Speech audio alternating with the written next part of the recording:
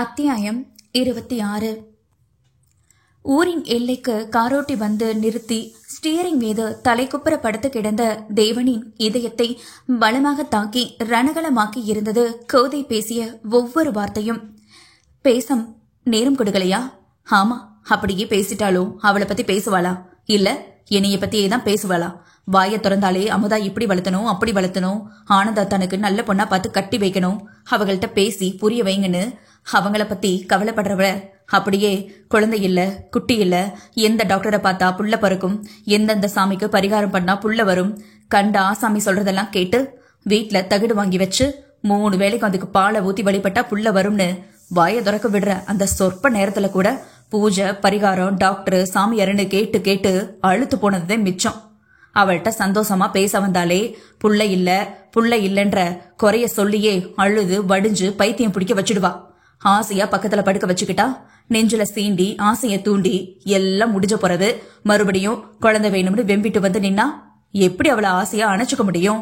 ஆத்தே அம்மேன்னு பயந்துட்டு வாயை திறக்கிறதுக்கு முன்னாடி உதறி தள்ளி விட்டுதேன் போவ தோணும். எனக்கு புள்ள முக்கியம் இல்லடின்னு நீ மட்டும் ஆயுசுக்கும் கூட இருந்தா போதும்னு சொன்னா எந்த ஒரு கேள்வியும் கேட்காம அமைதியா ஏத்துப்பாளா? விரக்தியாக தனிமையில் கத்தியவனின் இடை கண்ணோரம் கசிந்த சொட்டு கண்ணீரோடு மீண்டும் தலைக்குப்புற படுத்தவன் அப்படியே தலை திருப்பி 40 அடி தூரத்தில் இருந்த நாயகியின் வீட்டை பார்த்தான். அன்று விரைவாக கடையில் இருந்து வீடு திரும்பிய நாயகி முன்பு இருந்ததை விட உடல் மெலிந்து கன்னங்கள் ஒட்டி புதிதாக எடுத்த புடவையில் ஒன்றினை ஏனோதானோவென கட்டியிருந்தாள். கடையில் இருந்து மீதமான காய்கறிகளை கொஞ்சம் பையில் அள்ளி போட்டு எடுத்து வந்த நாயகி வரும்போதே களைத்து வந்தவள் வீட்டின் திண்ணையில் அக்கடான சற்று நேரம் அமர்ந்து கண்மூடி இளைப்பார ஆரம்பம் முதலே அவளை பார்த்து கொண்டிருந்த தேவனின் பற்கள் ஆத்திரத்திலும் இயலாமையிலும் நரநரவென அரைப்பட்டது.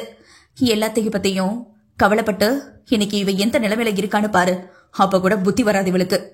கோபத்தில் கார் சீட்டில் குத்திய தேவனின் மனம் மனைவியின் நைந்த கோலம் கண்டு வலிக்க வலிக்க பிசைந்தது.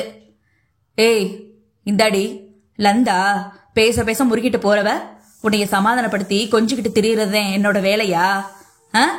ஆனா ஊனா மூஞ்சிய திருப்பிக்கிட்டு அங்கிட்டும் இங்கிட்டும் நடந்து என்னத்தையாவது செஞ்சுக்கிட்டு இருக்கவ பேசிட்டு இருக்கான்ல, நின்னு பேசுடி.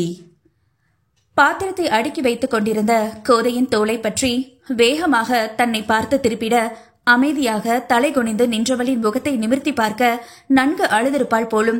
முகமெல்லாம் சிவந்து காணப்பட்டதில் அவனுக்கு என்னவோ போல் ஆகிவிட்டது. அழுதியாடி? கோபத்தில் அடித்துவிட்டு சென்றதில்தான் வலித்தது. அழுதாளோ என்ற பரிதவிப்பில் தன்னைக்கு நொந்து போனான். இதுக்கு தாண்டி அடி வாங்குற? கேட்ட கேள்விக்கு பதில் சொல்ல தெரியாதா? அடிச்சா வலிக்குதா? சொல்லு கோத.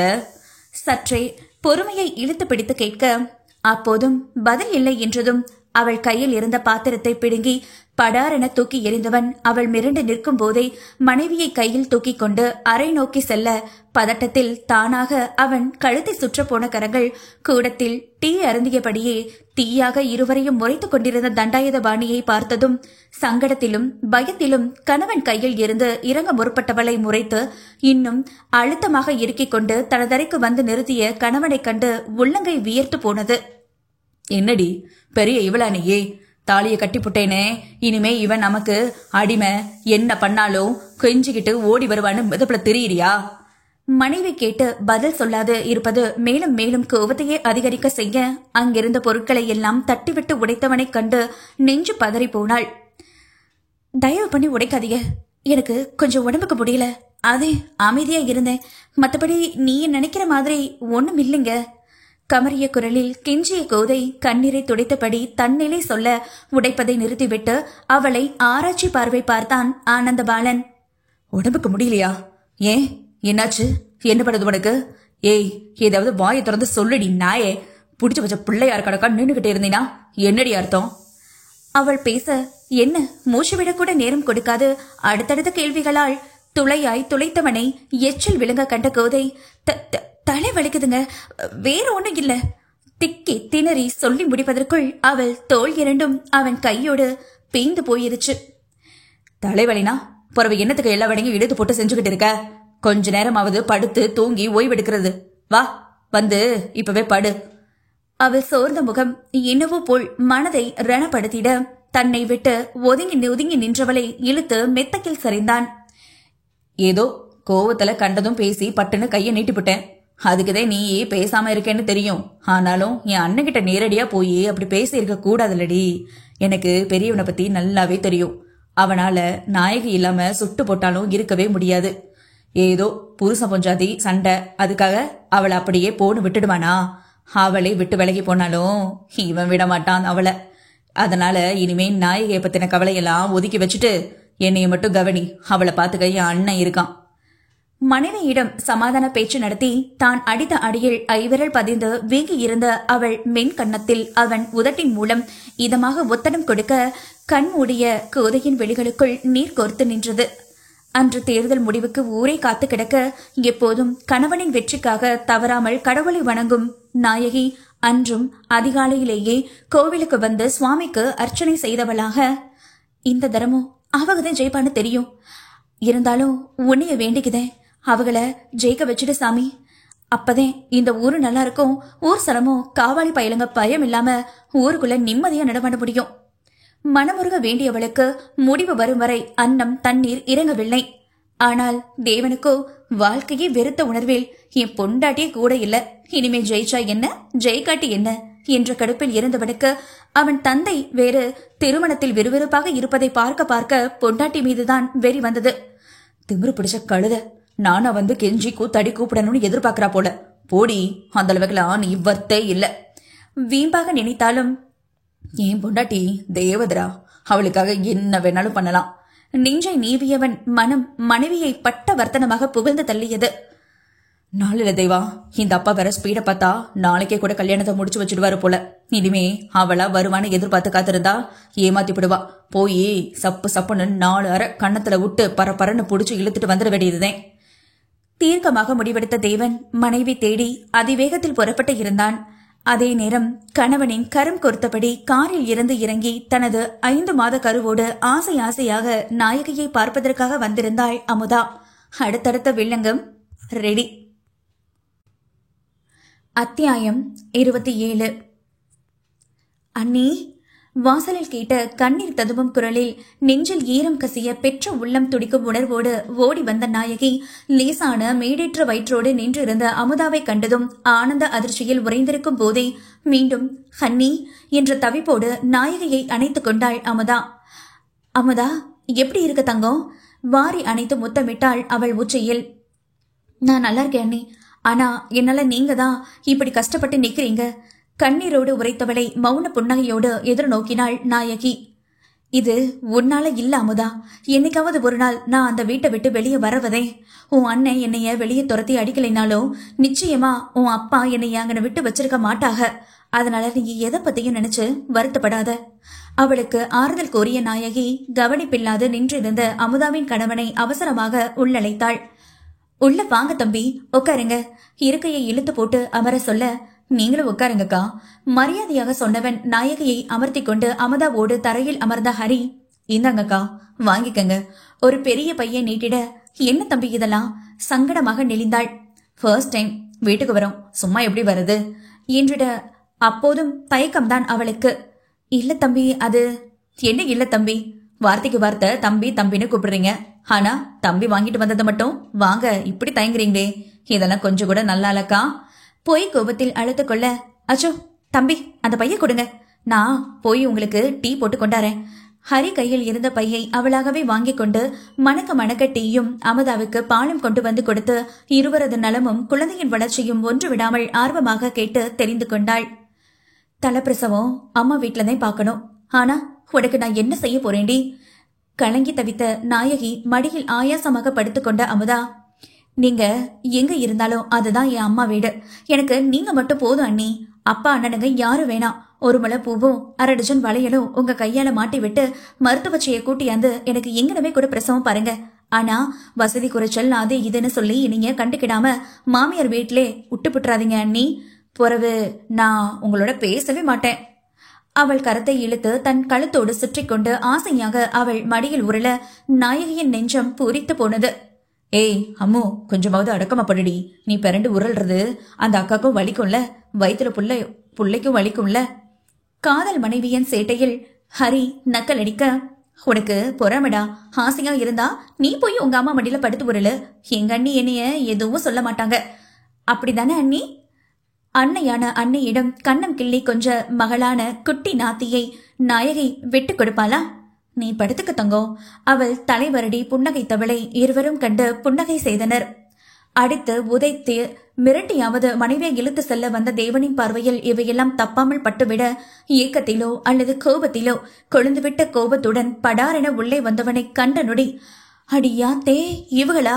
பேயை பார்த்தது போல விழுந்தடித்து அறைக்குள் ஓடி ஒளிந்த மனைவியின் செயலில் என்னத்தையோ பறிகொடுத்த உணர்வில் இதயம் அடிபட்டு துடித்தது. அண்ணனை பார்த்ததும் உள்ளுக்குள் அரண்டாலும் தைரியமாக பின் நகர்ந்து கணவன் கையை கெட்டியாக பிடித்துக் கொண்ட தங்கையின் செயலும் தவறாமல் அவன் கண்ணில் விழ விரக்தியாக இதழ் கோணியது. வெளியே போனவங்க பூரா ஒண்ணு சேர்ந்து கொண்டாடி சிரிக்குதுங்க.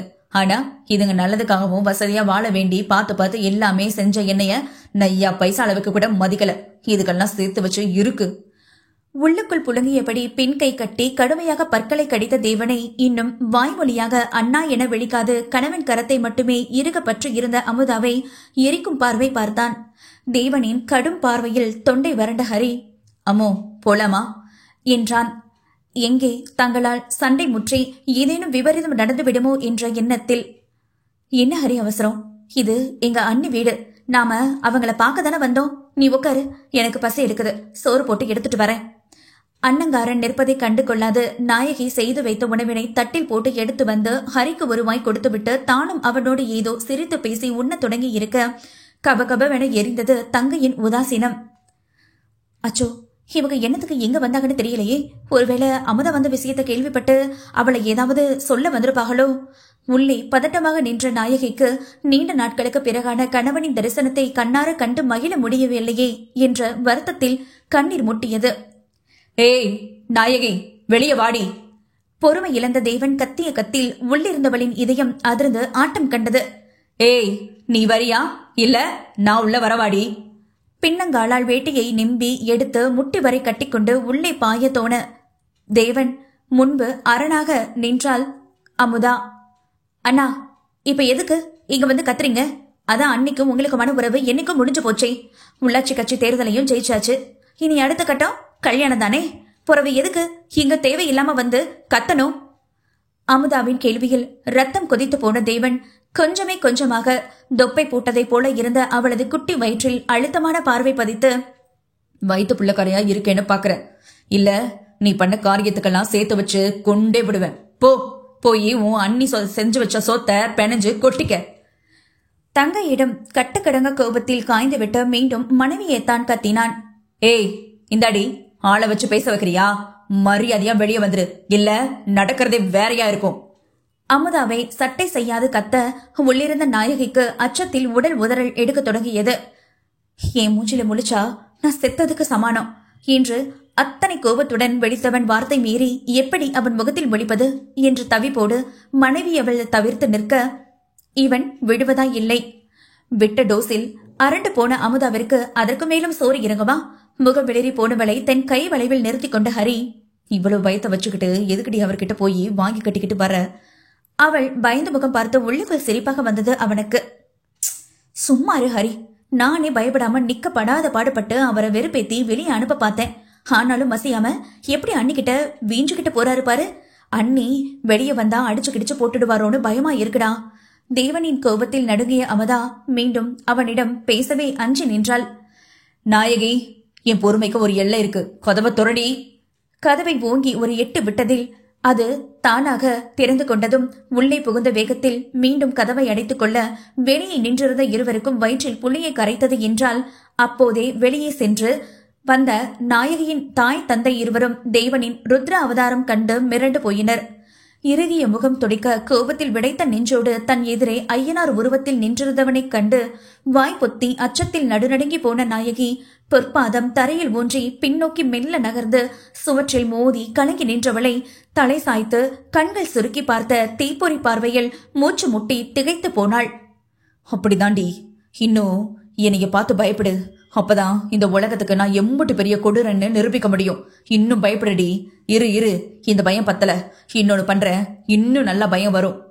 தலையை ஸ்லோ மோஷனில் ஆட்டி முகத்தை அவளிடம் கொண்டு வந்து சைக்கோ போல கத்திய தேவன் ஜன்னல் பக்கம் இருந்த பழைய துருப்பிடித்த கம்பியை எடுத்து நாயகை ஓயை அடிக்க வருவது போல் பாய்ந்து கொண்டு வந்தவன் அவள் பாதி முகத்தை மூடி அலறும் வேளையில் தனது மற்றொரு கரத்தில் வேகமாக அடித்துக் கொண்ட சத்தத்தில் உயிர் துடித்து அலறினாள் நாயகி. ஐயோ, என்ன பண்றீங்க?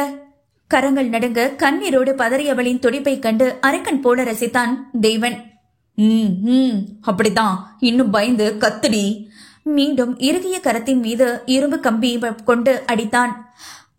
ஆ, ஐயோ வேணாங்க, தயவு செஞ்சு அந்த கம்பியை கீழே போடுங்க, கை வலிக்குமே.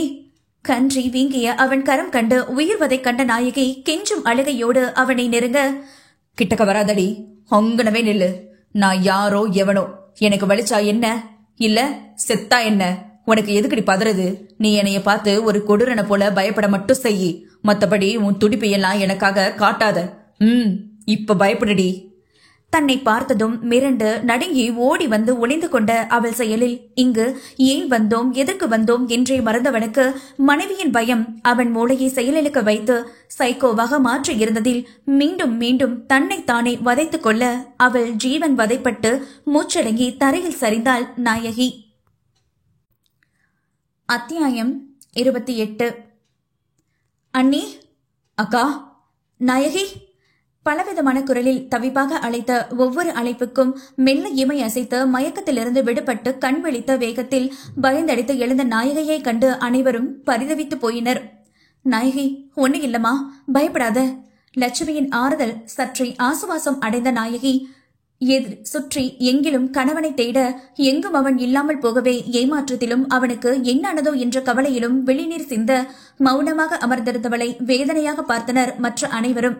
தேவன் செய்த அலப்பறையில் மயங்கி சரிந்த நாயகியை அவனேதான் உயிர் வலியோடு தூக்கி படுக்க வைத்தது. கண்ணீரும் துடிப்புமாக அவள் கிடந்த கோலம் இதயத்தை குத்தவில்லை. மாறாக அவள் தன்னை பார்த்து அஞ்சிய அம்பகம் இரண்டும் அவனை கூர்வாளை குத்தி கிழிக்க இதயத்தில் பெருவலி கண்ட தேவன் தன் கைவழி மறந்து அறையை விட்டு வெளியே வந்தான்.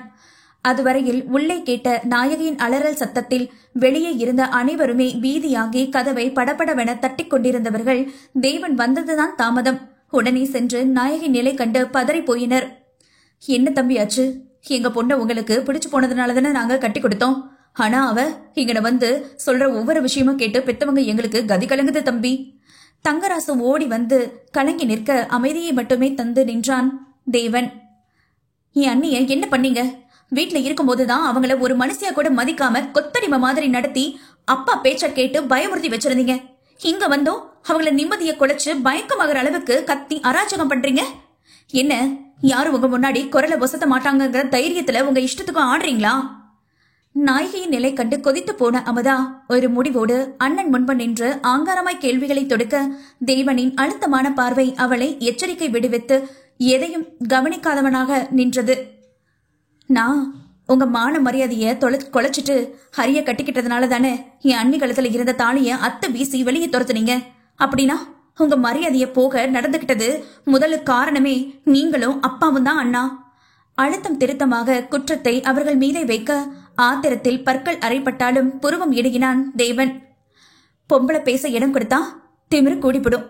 பொம்பளைக்கு அதிக இடம் கொடுத்தா ஏறி தலைக்கு மேல உட்காந்துப்பா. பொம்பளை தலை தூக்கினா ஆம்பளைங்க மூளையில முடங்கி போயிடுவோம். பொம்பளை என்னைக்குமே ஆம்பளைங்களுக்கு தலை வணங்கிதான் நடக்கணும்.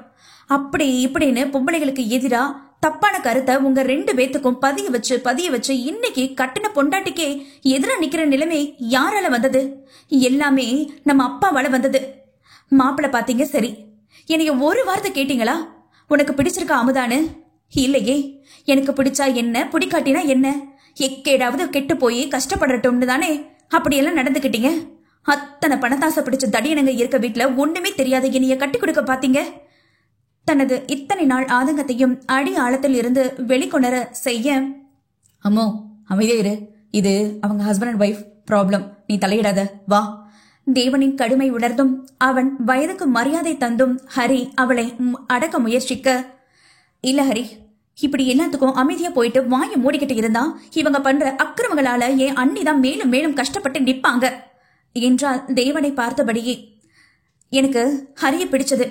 உங்கள்கிட்ட அப்பாட்ட ஏங்கி தவிச்ச பாசத்துக்கு ஈடு கட்டும் விதமா ஹரி இனிய அவ்வளவு கேரிங்கா பாசமா பாத்துக்கிட்டான். ஆம்பளை பொம்பளைன்னு பிரிச்சு பழகிறவன் இல்ல, மனிதாபிமானத்தோட அக்கறை காட்டுறவன். இப்போ ஹரியோட என் வாழ்க்கை ரொம்ப ரொம்ப சந்தோஷமா இருக்கு. ஆனா நீங்க பார்த்த மாப்பிள்ளைய கட்டிக்கிட்டு இருந்தேனா இந்நேரம் இன்னொரு நாயகையா அடுப்படிக்கும் கட்டிலறைக்கும் ஓடி ஓடியே அடிமை வாழ்க்கையில மனசு வெறுத்து போயிருந்திருப்பேனா? பொம்பளைங்க நாங்களும் பிடிச்சவங்களோட 4 சந்தோஷத்தை அனுபவிக்கிறதுல ஒண்ணு தப்பில்லையே.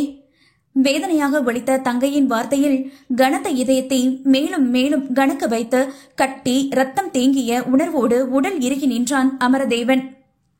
அப்பா அண்ணனுங்கன்னு நீங்க 3 பேர் இருந்தோம். அன்னைக்கு நான் பாசத்துக்கு ஏங்கி தவிச்ச போது என் அண்ணி மட்டும் அம்மா போல வந்து தாங்கலனா இன்னைக்கு நான் எந்த நிலைமையில இருந்திருப்பேன்னு யாருக்குமே தெரியாது. அந்த கவலையும் உங்களுக்கு எல்லாம் கிடையாது. நம்ம அப்பாதான் அந்த காலத்து மனுஷன். ஆனா உங்களுக்கும் ஆனந்த அண்ணனுக்கும் நிகழ்காலம் அத்துப்படி தானே. பிறகு எதுக்கு ஆம்பளை பொம்பளை ஈகோவை மூளை முழுக்க பரப்பி வச்சிருக்கீங்கன்னா? பொம்பளைங்கனாலே ஆம்பளைங்க பணிஞ்சு போகணுங்கிற உங்க நியதிய தூக்கி எரிஞ்சிட்டு பொம்பளைய முதல்ல ஒரு மனுஷியா மதிக்க கத்துக்கங்க அண்ணா. ஒவ்வொரு பொம்பளைக்குள்ளும் உணர்வுகள் இருக்கு, ஆசைகள் இருக்கு, நிறைய நிறைய எதிர்பார்ப்புகள் இருக்கு, சோகங்கள் இருக்கு, குட்டி குட்டி சந்தோஷமும் கொட்டி கிடக்கு. இதையெல்லாம் உள்ளுக்குள்ள போட்டு புதைச்சிட்டு வெறும் ஜடமா என் அண்ணி வாழ்ந்த வாழ்க்கையெல்லாம் நெருக அண்ணா. சத்தியமா என்னால எல்லாம் என் அண்ணி போல தியாகியான ஒரு வாழ்க்கைய வாழ முடியாதுண்ணா. சாக துணிஞ்சேன். ஆனா அண்ணி என்னை காப்பாத்தி அவங்களே கல்யாணமும் பண்ணி வச்சு இதோ இப்ப உங்க முன்னாடி ரெட்டு உசுரா நிக்க காரணம் என் அண்ணி மட்டும்தான். அவங்கள நீங்க மதிக்கலனா கூட பரவாயில்லனா, ஆனா திரும்ப திரும்ப தேடி வந்து கஷ்டம் மட்டும் படுத்தாதீங்க. ஏற்கனவே நிறைய மன உளைச்சல தனியா தவிச்சு நிக்கிறாங்க. அது போதாதுன்னு மல்லடி மல்லடின்னு அவங்கள ஒவ்வொரு முறையும் வார்த்தையான குத்தி கிழிச்சு அப்பா பண்ண கொடுமைகள் எல்லாம் கூட இருந்து பார்த்தவனா. இதுக்கு மேலையும் என் அண்ணி படுற கொடுமையை எல்லாம் அமைதியா நின்னு என்னால வேடிக்கை பார்க்க முடியாது. தைரியத்தை வரவழைத்து முதல் முறையாக அண்ணனை எதிர்த்து பேசிய அமுதா அவனது கம்பீர தோரணை மெல்ல மெல்ல தளர்வதைக் கண்டு தங்கை அவள் உள்ளம் பரிதவித்து விம்மியது. உங்க மேல எனக்கு நிறைய மதிப்பும் மரியாதையும் இருக்குன்னா உங்களை எதிர்த்து பேசுற தைரியம் எல்லாம் எனக்கு துளியும் இல்ல.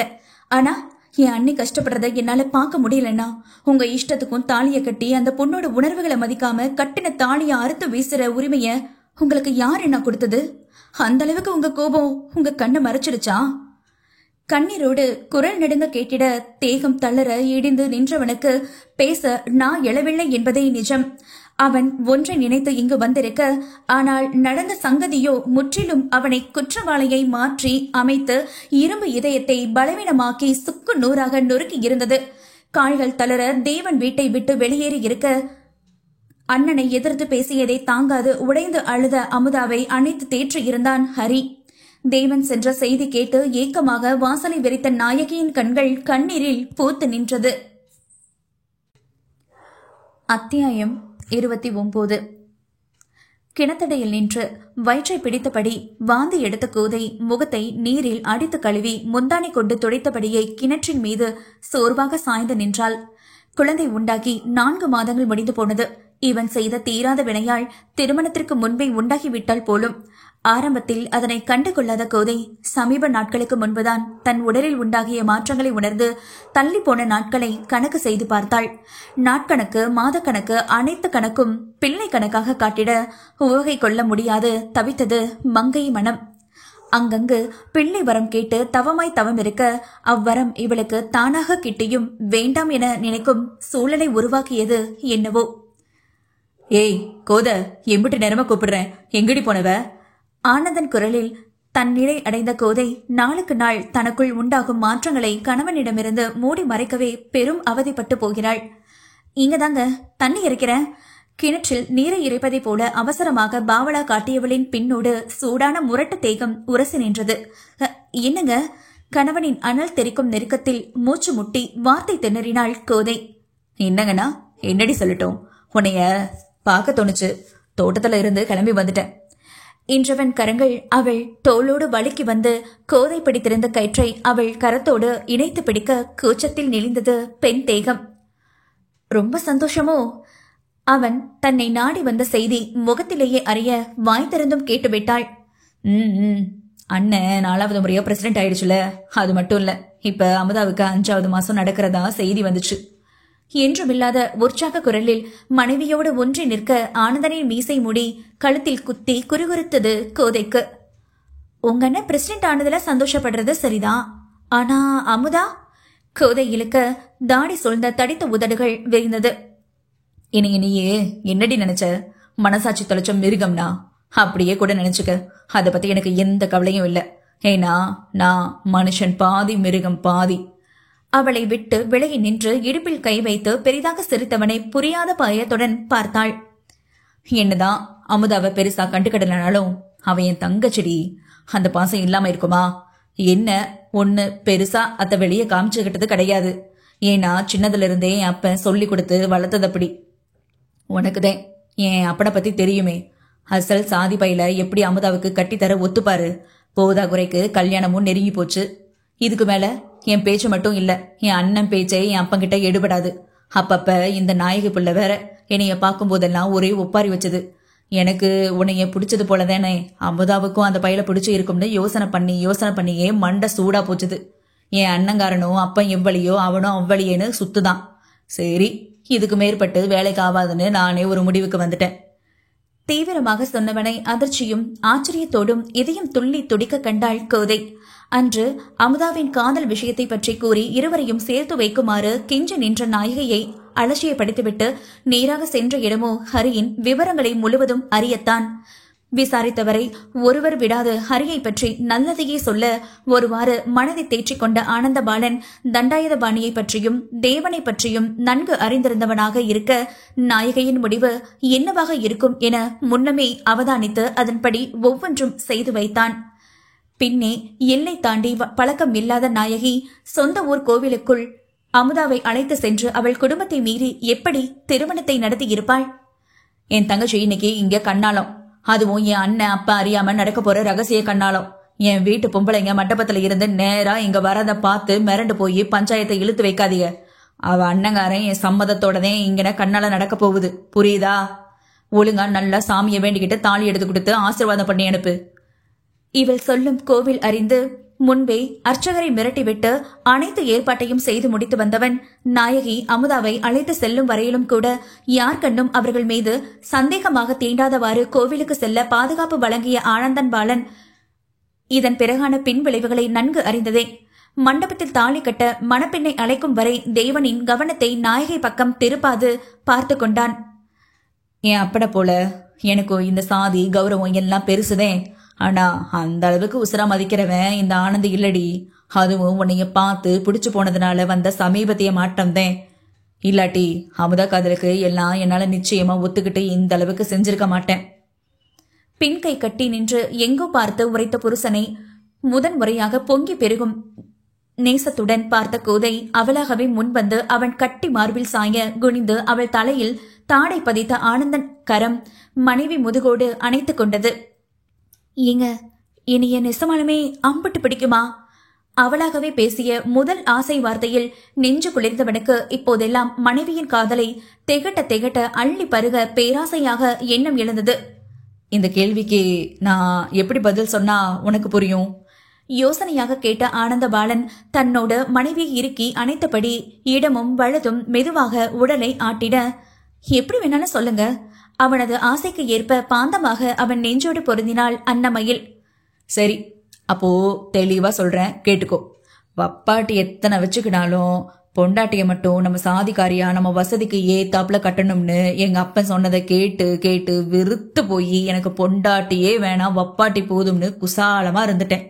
ஆனா பாரு, உன்னைய பார்த்ததும் வப்பாட்டிக்கு மேல தோணுச்சுடி. அதுலயும் கண்ணு இருக்கே, இந்த கண்ணு. அவன் காதலை பற்றி சொல்லி முடிக்கவில்லை. அதற்குள் வேகமாக அவனை தள்ளிவிட்டு மூக்கு விடைத்த முறைத்த கோதையை நமட்டு சிரிப்போடு பார்த்தவன், மாமன் ஆசனையா ரசனையா காதல சொல்லும் போது தள்ளி விடலாமா புள்ள? இன்னும் நான் என் காதல சமாச்சாரத்தை முழுசா சொல்லி முடிக்கலாரி. வா வா, இன்னும் விளக்கமா சொல்றேன், அப்பதான் உனக்கு தெளிவா புரியும். மீண்டும் அவளை நெருங்கி வர, இதுவரைக்கும் நீங்க சொன்ன காதல் காவியத்தை கேட்டேன். என் நெஞ்சு குளிர்ந்து போச்சு. இதுக்கு மேல தெளிவா போனா என்னைய மொத்தமா தூக்கி ஐஸ் பொட்டியில தான் வைக்கணும். நீங்க ஒன்னு சொல்ல வேணாம், போங்க. அவன் பழைய வாழ்க்கை ஞாபகம் வந்து அம்பகம் கலங்கிய மனைவியை ஒரே தாவில் இழுத்து தன் மார்போடு அணைத்தவனாக, எப்படி வேணாலும் சொல்லிட்டு மாத்தி பேசுற பத்தியா? சரி விடு, நான் எதையும் சொல்லல. ஆனா ஒன்னே ஒண்ணு மட்டும் சொல்லிக்கிறேன்டி, நீ என் மனசுக்குள்ள வராம இருந்திருந்தா கடைசி வரைக்கும் ஒண்டி கட்டையா வாழ்ந்தே செத்து போயிருப்பேனே தவிர வேற எவ கழுத்துலயும் தாலி கட்டி என் பொண்டாட்டிங்கிற அந்தஸ்தை மட்டும் கொடுத்திருக்கவே மாட்டேன். தீர்க்கமாக சொன்ன கணவனை உவர்நீர் பெருக மென்சிரிப்புடன் கட்டி கொண்டவளின் மனம் மட்டும் அவனது பழைய வாழ்க்கையை ஏற்றுக்கொள்ளாமல் முரண்டு பிடித்தது. ஏன் கோத, எனக்கு உன்னைய பிடிச்ச மாதிரி உனக்கும் என்னைய பிடிச்சிருக்காடி? அவள் தாடி நிமிர்ந்து குறுகுறு பார்வையோடு கேட்டவனை கண்டு கோபம் வந்தாலும் சிரிக்க வைத்தது கணவனின் குழந்தை செயல். இந்த கேள்விய நீங்க என் கழுத்துல தாலி கட்டுறதுக்கு முன்னாடி கேட்டிருக்கணும்.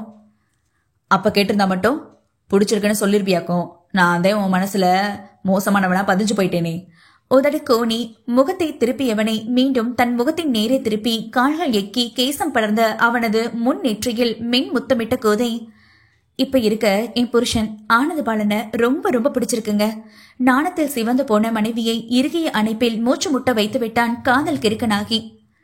காதல் பண்ணா அப்ப ஆத்தா பேச்சா கேட்காம எதுக்கு தறிக்கிட்டு திரியுதுங்க? அப்படி என்னதான் இந்த கருமத்துல இருக்கோன்னு நானும் பல சோடிகளை கேவலமா பாத்திருக்கேன்டி. ஆனா காதலிச்சு பார்த்து போறவதையும் தெரியுது காதலோட மகிமை என்னன்னு. காதல் வந்தா அப்ப ஆத்தால மட்டும் சுத்தி இருக்கிற எல்லாத்தையும் மறக்கடிக்கிற அளவுக்கு தாறுமாறான போதை வஸ்து இந்த காதலுக்கு மட்டும்தான் இருக்கு.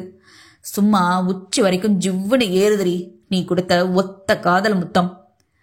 காதல் பைத்தியம் முற்றி ஏதேதோ பிதற்றிய கணவன் பேச்சை ஒன்று விடாது சலிக்காது அன்றைக்கெல்லாம் கேட்ட கோதை மறந்தும் தன் கர்ப்ப விஷயத்தை ஆனந்தனிடம் வெளிப்படுத்தவில்லை. அத்தியாயம் 30. அன்று இரவு தாமதமாக வந்த தேவனை விழித்திருந்து வரவேற்ற கோதை தயங்கி தயங்கி அவனுக்கு இட்லியை எடுத்து வைக்க வெளுத்த முகத்துடன் தானாக உண்டவனை யோசனையாக பார்த்தாள். மாமா. கோதையின் அழைப்பில் இட்லியை பிட்ட கரம் அப்படியே நின்றது. அப்படி கூப்பிடலாம் தானே? அனுமதி கேட்டு தயங்கியவளை ஒற்றை பார்வை பார்த்துவிட்டு மீண்டும் உண்ணத் தொடங்க அவன் மறுப்பு சொல்லாமல் இருந்ததை அனுமதி வழங்கிய திருப்தியை தந்தது. நாயகி அக்கா வீட்டுக்கு போனதா அவங்க சொன்னாக. கோதை சொன்னதை காதில் வாங்காதவன் போல இட்லியை விழுங்கியவன் தொண்டைக்குழி கண்ட வழியினை அவன் மட்டுமே உணர்ந்தான். மன்னிச்சிடுங்க மாமா, நான் தேவையில்லாம ஏதேதோ பேச போய்தானே நீங்க அங்க போனீங்க. நெசமா நான் இப்படியெல்லாம் நடக்கும்னு நினைச்சு எதுவும் சொல்லல. அக்காவை சமாதானம் செஞ்சு கூட்டிட்டு வந்து பழையபடி சந்தோஷமா இருப்பீங்கன்ற எண்ணத்துலதான் மனசு கேட்காம பேசிப்புட்டேன். வருத்தம் தோய்ந்த குரலில் மன்னிப்பு கேட்ட கோதையை நிமிர்ந்து பார்க்கவில்லை அவன். அமுதா பாவம் சின்ன பொண்ணு. அக்கா அவளை பாசமா வளர்த்துட்டதால அவளை விட்டு கொடுக்க முடியாம வாய்க்கு வந்ததை பேசி இருப்பா. நீங்க எதுவும் மனசுல வச்சு வருத்தப்படாதீங்க மாமா. எப்போதும் கம்பீரமாக வலம் வரும் தெய்வன் இன்று 3 நாட்களாக எதையோ பறி கொடுத்தவன் போல நடமாடுவதை காணும் போது குற்ற உணர்வாகி போனது. எனக்கு யாரோட கரிசனமும் தேவையில்லை, புரிஞ்சதா? அது என் சம்சார வீடு. நான் நினைச்சா எப்ப வேணாலும் போவேன் வருவேன். யார் சொல்லியும் போகணும்னு எனக்கு அவசியம் இல்லை. அங்கட போய் உட்கார்ந்துருக்க அவளே என்னைய புரிஞ்சுக்காத போது வேற யாரு என்னத்தை சொல்லி நான் வருத்தப்படுறதுக்கு இருக்கு? அவளை கொடுமைப்படுத்தி அடிமையா வச்சிருந்தேனா? அவ வளர்த்தன கழுதியை என் மூஞ்சிக்கு நேரா வந்து சொல்றா. அப்போ அவளும் இம்பிட்டு வருஷமா எங்க கூட அடிமை வாழ்க்கை வாழ்றதா தானே ஒவ்வொரு நாளும் நினைச்சு வாழ்ந்திருப்பா. புறவு எங்கிருந்து என்னைய அவ புரிஞ்சுக்கிட்டு இருப்பா. எப்போடா விடுதலை கிடைக்கும்னு காத்திருந்தா. கிடைச்சதும் சுதந்திரமாகிட்டா. கடுமை நிறைந்த விரக்தி பேச்சில் தன்னவளே தன்னை புரிந்து கொள்ளவில்லையே என்ற பெருத்த ஏமாற்றமும் ஏக்கமும் தேவன் முகத்தில் இலையொடியதை நன்கு உணரவே செய்தாள் கோதை. உங்களை புரிஞ்சுக்காம இருந்திருந்தா இம்பிட்டு வருஷமும் அக்கா இங்கன வாழ்ந்திருக்கவே முடியாது மாமா. உங்க கூட இருந்தா அடிமை வாழ்க்கை என்ன, அது எப்பேற்பட்டமான நரகமான வாழ்க்கையா இருந்தாலும் சந்தோஷமா ஏத்துக்கிட்டு வாழ அவங்க எப்பவும் தயங்க மாட்டாங்க. அப்பேற்பட்டவங்களே இன்னும் உங்களை தேடி வராம இருக்க காரணம் என்னன்னு என்னைக்காவது யோசனை பண்ணி பாத்தீங்களா? ஒவ்வொரு வார்த்தையும் நன்றாக யோசித்து பயந்து பயந்து உபயோகித்த கோதையை கண்கள் இடுங்க பார்த்த தேவனுக்கும் அப்போதுதான் அந்த யோசனையை மூளையில் முட்டியது. ஆமால, எதுக்கு அவ என்னைய பார்த்ததும் ஓடி ஒளியிற அளவுக்கு அம்புட்டு பயந்தா? என் கோபத்தை மட்டும் இல்ல, என்னோட ஒவ்வொரு பரிணாமத்தையும் கூட இருந்து பார்த்தவ திடீர்னு எதுக்கு பேய பார்த்தது போல என்னைய பார்த்து அப்படி அரண்டு போனா? அன்று தன்னைத்தானே அடித்து காயப்படுத்தி கொண்ட கன்றிய கரத்தை குனிந்து பார்த்தான். ஐயோ வலிக்குமேனு அப்ப கூட எனக்காக தானே என் நாயகி துடிச்சு போனா. நான் தான் கேனக்கு இருக்கேன், என்னவோ செஞ்சு அவளை பயமுறுத்தி இருப்பேன். ஆனா என்ன செஞ்சேன்? தனக்குத்தானே முணுமுணுத்து யோசனையில் மூழ்கிட கோதை சத்தமில்லாத இடத்தை காலி செய்திருந்தாள். தேடி தேடி போய் பெரியவங்க மூல செலவை செய்யலைனா உனக்கு தூக்கமே வராதாடி. கை வளைவில் இருந்த மனைவியை காணாமல் போனதும் தூக்கம் தெளிந்த ஆனந்தபாலன் வெளியே கேட்ட பேச்சு சத்தத்தில் அமைதியானவன் கோதை உள்ளே வந்ததும் மீண்டும் தன்னுள் இறுக்கி வைத்துக் கொண்டான். அக்காவை பிரிஞ்சு அவங்க கஷ்டப்படுறத பார்க்கவே பாவமா இருக்குங்க. அதே என்னால முடிஞ்ச அளவுக்கு அக்கா கூட செய்யற என்ன வழியோ அதை பண்ணேன். அவங்க செஞ்ச தப்ப உணர்ந்து அதை சரி பண்ணாதானே அக்கா இங்கன வருவாக. அவன் மார்பு சூட்டில் மூச்சு முட்டி திணறினாலும் விலகாமல் பதில் தந்தாள். பொம்பளைங்க எல்லாம் ஒண்ணு சேர்ந்து ஆம்பளைங்களை எங்களை போட்டு தள்ள முடிவெடுத்துட்டிய. நடத்துங்க நடத்துங்க. கடைசியில என் அப்ப சொன்னது நெசமாயிடுச்சுடி பாத்தியா. அழுப்பாக கூறிய கணவனை தலை தூக்கி பார்த்த கோதை கண் சிமிட்டி சிரிக்க அச்சிரிப்பினில் தொலைந்தான் கட்டு காலை. கோத என்னங்க? ஒன்னும் இல்லடி. ஏதாவது சொல்லணுமா? தலை தூக்கி அவன் முகம் பார்த்தாள். சொல்ல நிறைய இருக்குடி. ஆனா எங்க தொடங்கி எங்க முடிக்கணும்னு தெரியல. என்னவோ தெரியல, மனசெல்லாம் ஒரே குழப்பமா இருக்கு. தெளிவில்லாத முகத்துடன் நெஞ்சை நீவியவன் முன்னெற்றி முடியை இதமாக வருடியது கோதையின் கரம். கண்டது போட்டு குழப்பிக்காம நிம்மதியா இருங்க. எப்பப்ப என்னென்ன ஞாபகம் வருதோ ஒவ்வொன்னா சொல்லுங்க. நிதானமா கேட்டுக்குத. இப்ப தூங்குங்க. நெஞ்சில் சரிந்த அவன் முகத்தை மென்மையாக அணைத்து தட்டி கொடுக்க அவள் வாசத்தை ஆழ சுவாசித்தவன் மனம் மட்டும் தீராத குழப்பத்துடனே அலை மோதியது. இந்த தரமோ தோல்வி. எப்படி எப்படி எப்படி அம்புட்டு செலவு பண்ணி காசை வாரி இறைச்சோம் அந்த தேவா பையன் என்னைய கேவலமா தோக்கடிச்சிட்டான். இவன் வரதுக்கு முன்னாடி வரைக்கும் எந்த அளவுக்கு இந்த ஊரையே என் பார்வையில கண் அசைவுல அடக்கி ஆண்ட தெரியுமா. ஆனா எப்போ இந்த பையன் எனக்கு போட்டியா வந்தானோ அன்னைக்கே என்னைய சல்லி பைசாவா ஆக்கிவிட்டான். கோவத்தில் தாடை இறுக கத்திக் கொண்டிருந்த சக்கரை பக்கத்தில் அவரது ஆட்கள் யாருமே செல்லாமல் ஓரமாக ஒதுங்கி நின்று கொண்டிருந்தனர். நான் ஆசைப்பட்ட பதவி, ஆளுமை, அதிகாரம் எல்லாமே அனுபவிக்கணும்னா இனிமே அவனை நிம்மதியா விட்டு வைக்க கூடாது. தீவிரமாக மனதில் எண்ணிய சக்கிரபாண்டி, காத்தா மடையாண்டி எங்கடா இருக்கீங்க? நாயகியை பின்தொடர சொன்னவர்களை கத்தி அழைக்க, ஐயா பவ்யமாக முன்னால் வந்து நின்றனர் இருவரும். இன்னும் ஒரு வாரத்துல அந்த தேவா பயலுக்கு கல்யாணம். அதுக்குள்ள அவன் தாரத்து கதையை முடிச்சு அந்த பழிய தூக்கி தேவா பேர்ல போடுங்க. யார் கேட்டாலும் மான மரியாதைய நட்டாத்துல விட்டுட்டு போன கோவம் தீராம பிரசிடென்ட் பதவிக்காக பதுங்கி இருந்துட்டு பதவி நிரந்தரமானதும் அவனே அவன் பொஞ்சாதைய ஆளை வச்சு கொண்டு போட்டதா கதையை கட்டுங்க. பதவிக்கு பதவியும் பறிப்போயிடும், கல்யாணத்துக்கு கல்யாணமும் நின்னுடும். அவன் மேல உள்ள மதிப்பு மரியாதை அத்தனையும் ஒண்ணு விடாம சனங்க மத்தியில இருந்து நாரி போய் செய்யாத கொலைப்பலைக்கு அசிங்கப்பட்டு அவமானப்பட்டு ஜெயிலுக்கு போயிடுவான். கொடூரமான திட்டம் தீட்டி சக்கரபாண்டி அரக்க சிரிப்பு சிரிக்க அவன் அடியால் இருவரும் அசட்டு சிரிப்போடு ஐயா என மண்டையை சொரிந்தனர். என்னங்கடா உங்க சிரிப்பே ஒரு மார்க்கமா இருக்கு? இருவரையும் கூர்ந்தார் சக்கரை. இல்லங்க ஐயா, அன்னைக்கு அவன் பொஞ்சாதிய ருசி பார்த்துப்புட்டு போட சொன்னீங்க. இன்னைக்கு வெறும் போட்டு தலை மட்டும் சொல்றீங்களே, நல்லா சொலையான கட்ட. அதே அவன் தயங்கி தயங்கி சொல்ல அதற்கும் பலமான சிரிப்பு சக்கரையிடம் இருந்து வந்தது. டேய் முட்டாள், அன்னைக்கு இருந்த நிலைமை வேற. பெருசா பின்விளைவுகளை பத்தி யோசிக்காம அப்படி சொல்லிப்புட்டேன். ஆனா இப்ப நல்லா யோசனை பண்ணி பார்த்தா அவனை ருசி பார்த்து சாவடிக்கிறது எல்லாம் நமக்கே அது பெரிய ஆபத்தா போய் முடிஞ்சிரும். அந்த தேவா பையன் லேசுப்பட்டவன் இல்லடா. என்ன இருந்தாலும் அவன் பொஞ்சாதி. லேசா நம்ம மேல சந்தேகம் வந்தாலும் ஒருத்தர் கூட உசுரோட இருக்க முடியாது. எல்லாத்துக்கும் மேல அவனுக்கு அவன் தம்பி பக்கபலமா இருக்கான். அண்ணி பாசத்துல உசுர கூட விடுவான். அதனால அவளை தொடாம அவ உசுர மட்டும் எடுங்க போதும். திட்டவட்டமாக சக்கரை எச்சரித்து விட்டு செல்ல அந்த எச்சரிக்கையை தாண்டிய இச்சை அவ்விருவர் கண்களிலும் நிரம்பி வழிய ஒருவரை ஒருவர் அர்த்தமாக பார்த்து கொண்டனர். பஞ்சாயத்து அலுவலில் தேவாவுக்கு பலத்த மரியாதை செலுத்தி பதவியேற்பு விழாவினை சிறப்பாக நடத்தி முடித்ததும் மக்கள் கூட்டம் கூடி மாலை மரியாதை என கைத்தட்டி விசிலடித்து ஆரவாரம் செய்தது தேவனை. ஆனால் தேவனோ அதில் எதிலும் பெரிதாக நாட்டமின்றி பெயருக்கு சிரித்து வைத்து தனது திட்டங்களை மக்களிடையே பேசி அவர்களை மகிழ்வித்தவன் நினைவு முழுக்க மனைவியிடம்தான் தறிக்கிட்டு தெரிந்தது. இந்நேரம் ஆரத்தி பூஜை என்று அனைவருக்கும் கறிவிருந்து வைத்து சந்தோஷத்தில் தன்னை கொண்டாடி தீர்த்து காதலை போல தன்னையே சுற்றி சுற்றி வந்து கள்ளமாக ரசித்து என கிறுக்கி போல ஏதேதோ செய்து கிறக்க மூட்டி வைப்பாளே. அவள் நினைவை நினைத்து தனியாக சிரித்தவன் மூச்சு மனைவியின் அருகாமைக்கு ஏங்கி ஏக்கமாக வெளிவந்தது. ஆனால் கோதையும் சும்மா இல்லையே. நாயை இருந்து பொறுப்பாக என்னென்ன செய்திருப்பாளோ அவை அனைத்தும் செய்தால்தான். ஆனாலும் மனைவி போல் வருமா அவனுக்கு? அவளிடமிருந்து கிடைக்கும் அரவணைப்பும் அக்கறையும் அவளிடம் மட்டும்தானே உணர்ந்து அனுபவிக்க முடியும். எனக்கு என்னவோ அந்த தம்பி அன்னைக்கு உன்னைய அழைச்சிட்டு போகத்தே வந்திருக்கும்னு தோணுது நாயகி. நடுவுல அந்த அமுதா புள்ள என்னென்னமோ பேசி தம்பி கோவத்தை தூண்டி விட்டுடுச்சு. கவலையாக சொன்ன லட்சுமியை மௌனமாக சில நொடி பார்த்த நாயகி பெருமூச்சு விட்டாள். இருக்கலாமா, ஆனா என்ன புண்ணியம்? அவங்களுக்கு என்னால புள்ளக்குட்டி பெத்து கொடுக்க முடியுமா? முடியாதே. பிறகு எதுக்கு அவங்க சந்தோஷத்துக்கு நான் ஒருத்தி குறுக்க நிக்கணும்? துக்கம் அடைக்கும் தொண்டையை செருமி கொண்ட நாயகி இப்போதும் ஒன்றும் அறியா மண்டாகத்தான் இருந்தான் கணவன் விஷயத்தில். என்னவோ போ, அன்னைக்கே நிதானமா பயப்படாம உன் புருஷன்கிட்ட பேசி இருந்தா எல்லா பிரச்சனையும் முடிவுக்கு வந்திருக்கும்.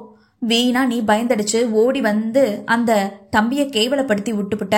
பாவம், நல்ல தம்பிடி என்றார் தேவனின் நல்ல செயல்களை எண்ணி கவலையாக. என்னதான் தண்டாயுதபாணி இவர்களை வசதி பார்த்து ஒதுக்கி வைத்திருந்தாலும் இதுநாள் வரை மருமகன் என்ற ஸ்தானத்தை விட்டு கொடுக்காத இருவருக்கும் என்னென்ன தேவையோ அதனை அனைத்தையும் முன்வந்து செய்ய தேவன் தயாராகத்தான் இருந்தான். ஆனால் பெண்ணை கொடுத்தவர்கள் தானே அதனை ஏற்க சங்கோச்சப்பட்டு தடுத்து வருகின்றனர். ஒரே ஒரு சொல் தவறாக வந்துவிட்டாலும் ஏழையின் சுயமரியாதை அடிபட்டு போவதை தாண்டி உயிர்வதை கண்டுவிடுமே. அப்படி இருந்தும் வெள்ளத்தில் அடித்து சென்ற வீட்டை சீர்மைத்து வசதியாக ஓடு போட்ட வீட்டை கட்டி கொடுப்பதற்குள் அவர்கள் முகத்தை பார்க்க முடியவில்லை. அத்தனை தயக்கம் இருவருக்கும்.